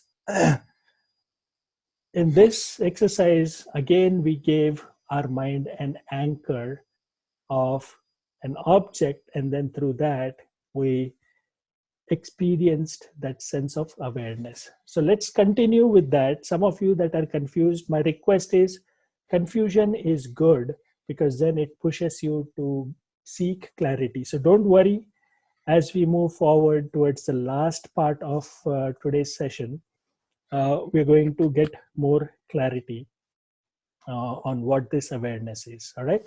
So let me quickly talk about intention so that we don't feel like that's left out. So far, we have seen that sound watching helps you relax. Breath watching or watching a flame, tip of a flame of a candle helps you with concentration. Because of lack of time, I could not get this breathing exercise done for you. we spent some time using an object as an anchor. And again, you probably had the same experience where as you were watching the object, you had fewer number of thoughts, and yet at the same time, you became aware of your awareness. And now, with intention, there's an exercise called body scanning. We won't have enough time, but let me quickly just talk about it and we'll move to the last part of the session in the interest of time. Intention, by definition, means having the control over where you want your attention to be. So we will just shorten this exercise and still experience that sense of control or intention. So what I would like all of you to do is imagine yourself as a tiny ant. You are a tiny ant. A very tiny ant. You can imagine yourself as a red ant or a black ant, it doesn't matter. Place yourself, this tiny ant, you are now in the center of your head. So imagine yourself on the center of your head. With closed eyes, imagine now that you are deep into the skull. So you have actually gone inside, and follow this instruction exactly as I'm describing. You are going to travel through. So first, let me finish the instructions and then you do this. Don't just start it. First, just listen to the instruction. You are going to travel through from inside your skull, moving down the veins and the blood streams to your right shoulder. So as you go through the bloodstream into the vein, you're seeing some red blood cells floating around. You'll see the muscles, you'll see the veins, you'll feel the warmth of the blood flowing through your veins. So you'll go from the skull to your right shoulder, travel through with the blood to your right elbow, and then travel down to your right wrist, and then take a quick tour of all your fingers, really quick. But don't rush yourself. Actually visualize yourself going through all these different parts of your right hand, and then slowly travel back from the palm to the wrist, to the right elbow, to the right biceps, right shoulder, and back into the center of your head where you started. So all of you, please close your eyes and do this exercise, and don't rush yourself without visualizing this, but don't take too long in the interest of time. So please do that, and we'll take probably a couple minutes to do that.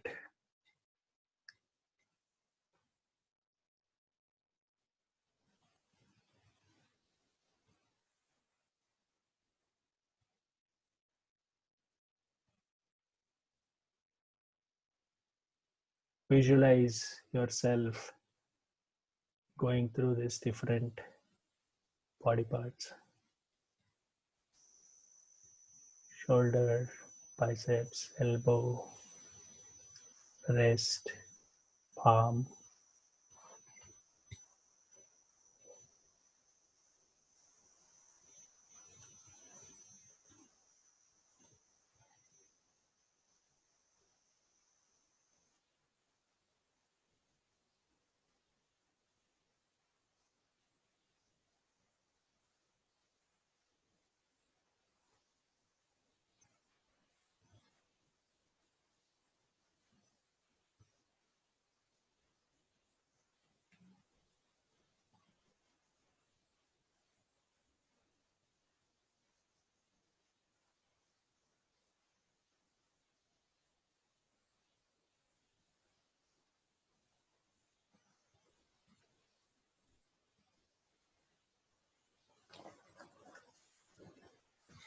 don't mean to rush you, but hopefully all of you went through this process of visualizing yourself going through these different parts.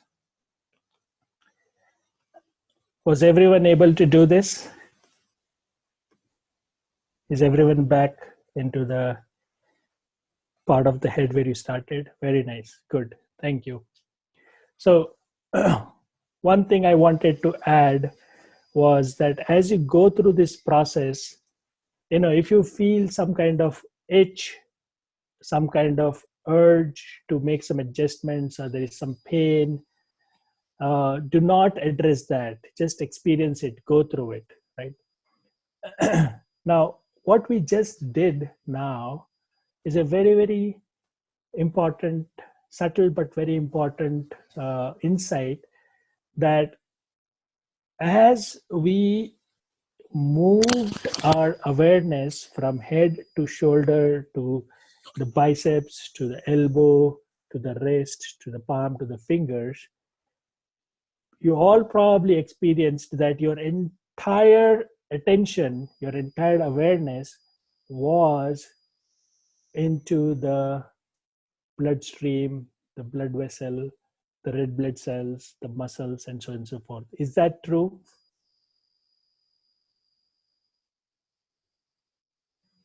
Was your entire awareness anchored to these different parts?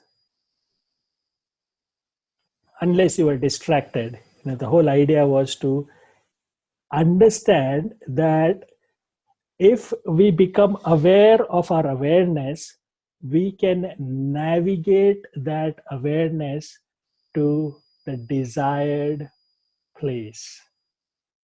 We will have the strong intention, the strong willpower, and the strong sense of control to navigate our awareness to where we want. So in this case, we decided that I'm going to take my awareness first from the head to the shoulder, to the biceps, to the elbow, to the wrist, to the palm, to the fingers, and so on and so forth, right? So it is a very, very subtle insight that if you have the ability to direct your awareness to where you want it, then staying in that, becoming intentional, that no matter what thought is given to me today about the short of supply, about the boss being upset, or the kids not knowing what to do when the school is out, or there's traffic and there's so many other things.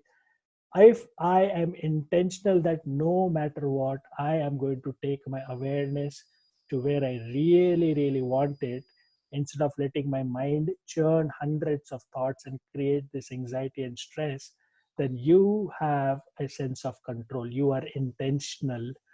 That is what we have learned through this simple body scanning exercise, that we have the ability to direct our awareness and attention to where we want, and therefore we make that choice. Now let us move to the last and the most important part of today's retreat, and that is truly going to lead you to learning how to have that sense of control over your mind. All right, so is everyone ready for that? All right, great. So in this last exercise, here is what we're going to do.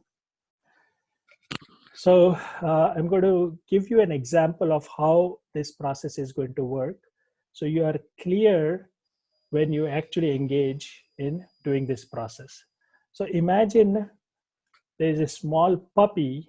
Imagine there is a small puppy that has lost its way, and it's trying now to get back home.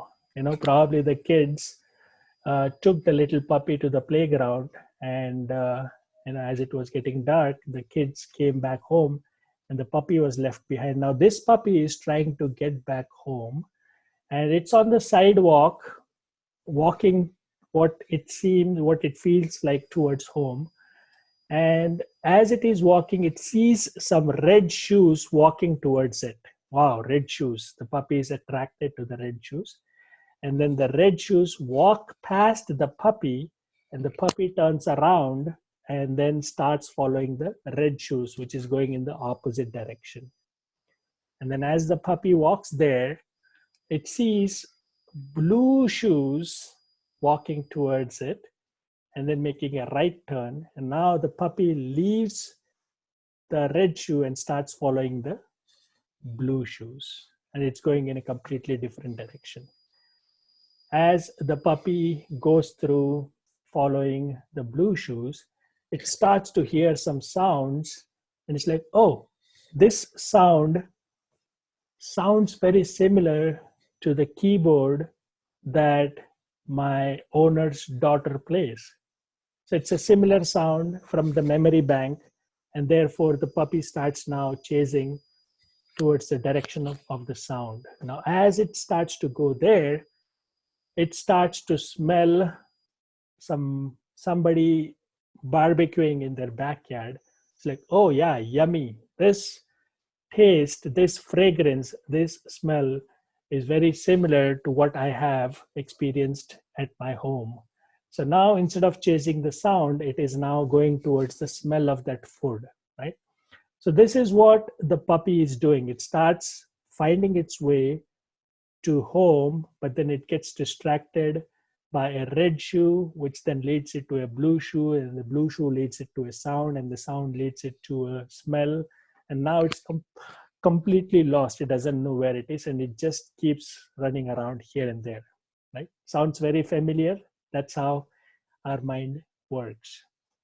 So in this next exercise that we're going to do, here is one simple thing I'm going to request all of you to do. You are going to close your eyes and become aware of your thoughts. A thought will come. Oh, he said 15 minutes after 7:30. It's already 15 minutes. When is the session going to end? It is a thought that has come. My request to all of you in this exercise is every time you get a thought, instead of chasing the thought like the puppy chases the red, blue, the sound, the smell, all you have to say is next. Just say next. Do not chase the thought. Do not engage in churning. Do not get latched onto that thought and get distracted. All you're going to do is say next. When you say next, just wait for the next thought to come. When the next thought comes, again do the same thing. Do not chase it. Do not follow it. Do not go into the details. Just say next. Is this clear? Is this clear to everyone?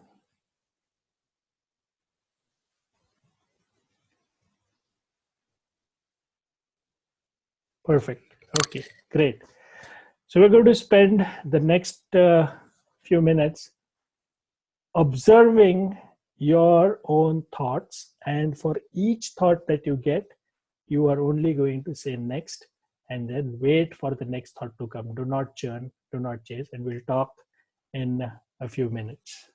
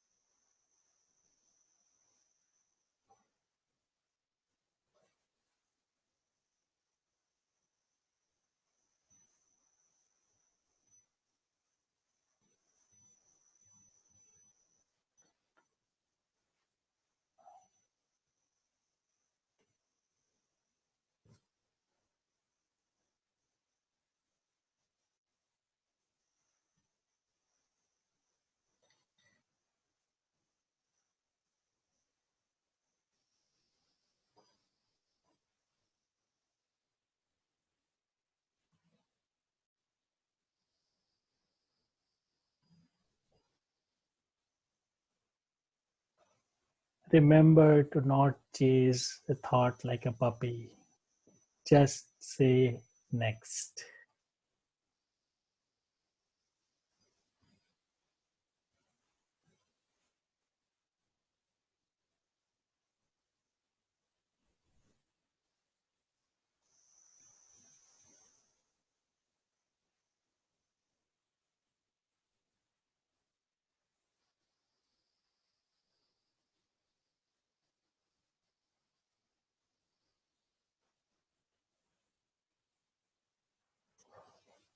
If any of you are experiencing this feeling of, oh, there is no thought, that also is a thought. Just say next. Wait for next thought. But do not chase it.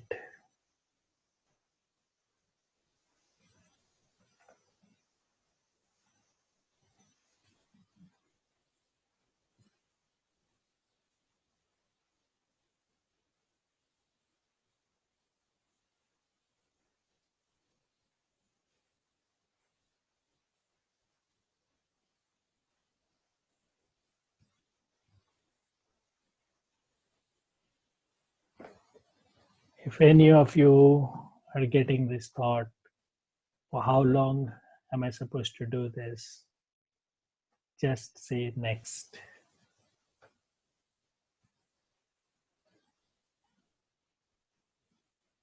When will this session end? Next.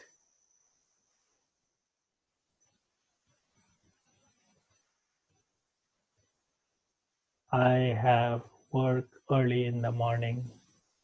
Next.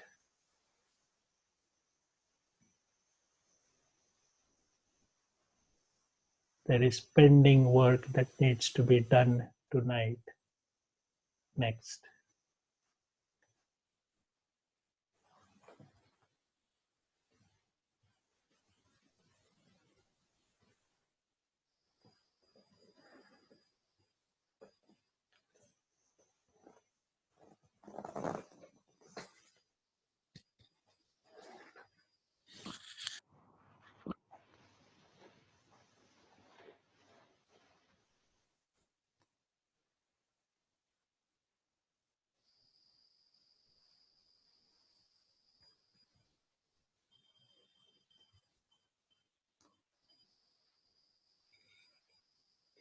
Slowly open your eyes, please.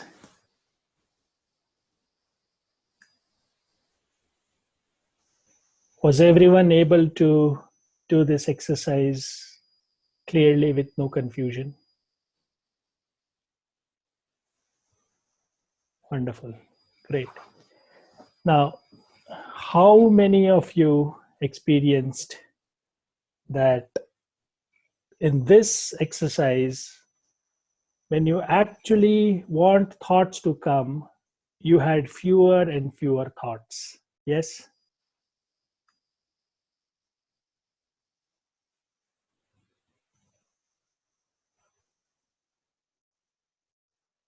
Wonderful. So most of you have shared. Now that's the thing. When you become aware,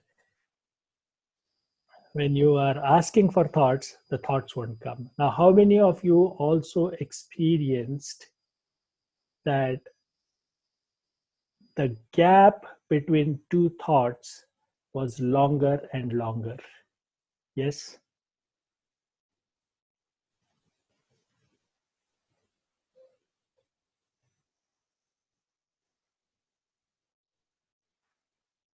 Yes. All right.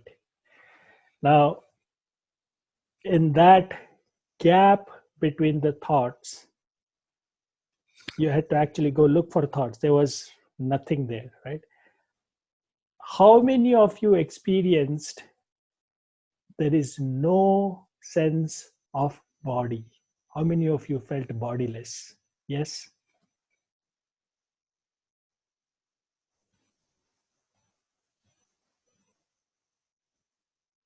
Wonderful.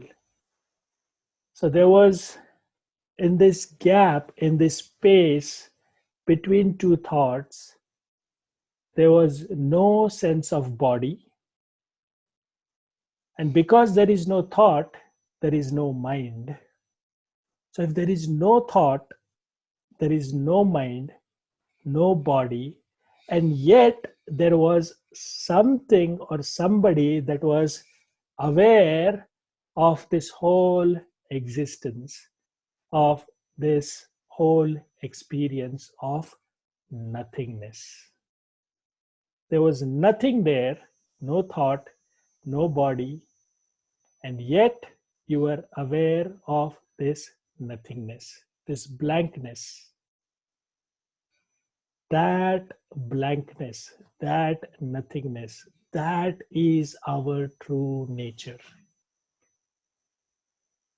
When there is no thought, there is no churning, there is no chasing, there is no tendency, there is no fear, there is no anxiety. Because if you notice, out of those 50,000 thoughts, 49,900 thoughts every day are creating this churning and then those additional emotions of fear and insecurities and guilt. This space, this gap between thought, if we become aware of that, that is our true nature. Awareness, becoming aware of itself, that nothingness, that blankness is true meditation. Awareness, becoming aware of itself in that nothingness is true meditation. And that nothingness is our true nature. Not the personalities, not the tendencies, not the emotions, not the fears that the mind has created because of churning. That is not who we are. That is not the insecure, fearful, guilty, remorseful, regretful, incompassionate, greedy person we are. No, that is not who we are. That are the tendencies that the mind has created because of the churning. But if we eliminate that churning and dwell longer intentionally every single day in that space, in that gap, then you are truly in touch with your true nature, which is that nothingness beyond the body and beyond the mind. That awareness is who we are. And that is why I said you do not have to meditate. Just know that you are meditation. The awareness, becoming aware of itself, is the highest form of meditation. That is who you become in that nothingness. And that is why we say you do not have to meditate. Just know and experience that you are meditation, the highest form of awareness. Now imagine your day from the time you wake up to the time you go to bed. If you practice next every time you get a thought, the one, especially one that introduces fear, uncertainty, guilt, all of those thoughts, right? So when you operate from this state of awareness, this nothingness, this blankness in thoughts, then you operate with clarity. Clarity that, oh, it was my mind that was churning all this illusory thought. I really do not have to engage in this fear and stress because it's unreal. It's my mind churning. So when you operate from the state of awareness, you're operating with clarity, not with fear. There is confidence in your action, no confusion, because now you're not chasing the thought. You are just waiting for a thought which is going to trigger action. And these are those 100 out of 50,000 thoughts that will absolutely happen through your body because it's necessary for your body, for its safety, for what it is supposed to do on a day-to-day basis, for its livelihood, for being for fulfilling its responsibilities, for its safety, and for providing for its dependents as a family, as an employee, and so forth. So trust me when I say this, whatever is absolutely necessary, the thought will be given and the body will do its function. The remaining 49,900 thoughts which created all these negative emotions are unnecessary, and it will go away if you become aware of your awareness and increase the gap between thoughts through saying next. So you will operate from confidence, not from confusion. You won't feel insecure, you will feel more calm. You will not be entangled in the uncertainties of whether or not the Fed rate will be increased, or Trump is going to announce some policies or some immigration issue. All of this is the churning in your head. 49,900 thoughts. Those are unreal. Do not entangle yourself. Do not chase them like a puppy. You will not get entangled in those uncertainties. You will operate from a sense of conviction. You will not fall prey to the mind's ignorance. You will have control over your mind by saying next. Just say next. You will not live in bondage of how your mind is chasing you away from the present moment. Instead, you will feel liberated, because as you experienced, when you are actually waiting for a thought to come, they don't come. The mind starts to die. And when the mind starts to die, your self emerges. The source of inner peace manifests. And that is why all over the world, people say live in the present, but nobody ever explained us how to live in that present moment. When you are in the present moment, God is present in you. So this is how you come to the present moment. Just say next, increase the gap between thoughts and increase that space. Live in that space. Wait for that thought to trigger an action that is absolutely necessary, that needs to happen through your body, and it will happen.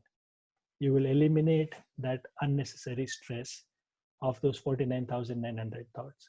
So I hope this session truly culminated towards the end to help you realize what is true meditation and how we can have a sense of control over our mind and experientially see how we can stay calm, right? So when I talked about this being real, is it relevant? Yes. From now onwards, every time you get a thought that creates any of these negative emotions, just say next. You will see how it will be minimized and eliminated. Did you actually experience awareness? Yes. Can you apply it from tomorrow or now? Absolutely yes. And I promise you this, you do this for the next 1 week, become 100% aware of your thoughts and do not entangle yourself in that. Say next, you will feel liberated. This will change your life. And therefore it was relevant, it was experiential, it was applicable, and it is life transformational. And therefore this is how we wanted to make it real for you. So I apologize for going a little overboard in terms of time, but as you can see, it was very important for us to bring this to its culmination and bring about this clarity. I really want to thank all of you for the opportunity that you gave me and my colleagues Nitin, Vibha, and Kishorji to serve the community. A big thanks and shout out to Kishorji for organizing this. We're going to request you to share your feedback from today's session. There's going to be a link that will be shared in the chat window. Please click on that link and share your feedback. Help us with your feedback to make this even better and serve a larger community around the world. So your candid, honest feedback will only help us in serving the community better.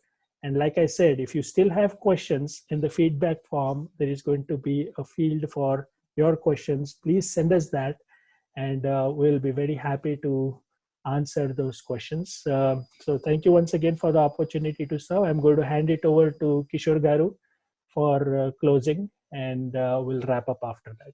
Kishore Garu, all yours. Yeah. Thanks a lot, Mohan Garu. Again, I know it took little more time, but still, I can see all the feedback. Everyone feeling everyone got great value from this session. So once again, thank you for all the support you are doing to the entire community across the globe. And thanks to Nitinji, Vibhaji. So yeah, And definitely we'll have more of this, Mohan Garu. Especially this is the time where everybody is getting a lot of those negative thoughts that next is the mantra. So definitely we'll take it to much bigger community. And Absolutely. And like I promised earlier in the session, anywhere in the world, anyone wants to organize this full 4-hour session. I am going to be in the US this summer for the next 3 months. Any city in the US or Canada or anywhere in the world, mostly in the US and Canada in summer, I'll be very happy to facilitate this session for the community. And that can be coordinated by sending us an email or through Kishore Garu as well. So Kishore Garu, yeah. you want to wrap it up? Also, just for information of everyone, again, this is not related to this meditation, but because of this break, I know a lot of kids, including my daughters, everyone, nearly now the holidays got extended until April 13th. So, and kids, right? We know that if we don't engage them in some productive activity, they'll be busy with Disney Plus, Netflix, or playing some video games. So Mohan Garu are doing another campaign on the Memory and Mind Power workshop. He already mentored around 3,000 plus students in last 2 to 3 years. And if you go to waveglobal.org, you can see all the feedback from across the globe, from all top officials, mayors, everyone. So my daughters attended. I can see a huge positive change in their memory power, mind power. So again, it is an opportunity for you. You can go to the waveglobal.org to get the details, or you can contact me. We'll share the details, and definitely that time which your kids spending will be a huge value. You can definitely see a huge progress, right? It something which takes 15 to 20 days, kids can learn that in 1 or 2 days using all the techniques or all the methodology which Mohan Garu teaches to the kids. So yeah, just use that opportunity. Go to the website and also yeah, practice whatever Mohan Garu trained us or shared with us. Let's practice. Let's be prepared, but not panic, and try to help others as much as possible. Right? We have a lot of old age people, or a lot of parents are stuck here. They cannot travel to India, all those things. So let us try to support others as much as possible. That gives us that positive energy, and whenever we help someone, it comes in some form or other, right? It may not be directly from them, but it comes from someone, or some way it comes back to us, right? There is always that karma concept that always works. So again, thanks again, Mohan Garu, and thanks everyone for joining tonight. And I'll share the recording to all the members who registered. And yeah, stay blessed and stay safe. Yes, and once again, requesting all of you to share your feedback through the Google form that was shared earlier, and we can share it once again here. But your candid feedback will certainly help us make it better and reach wider community around the world. Once again, thank you very much for giving your valuable time this evening, and thank you for the opportunity to serve. Stay blessed, everyone. Good night. Thank you. Good night, everyone.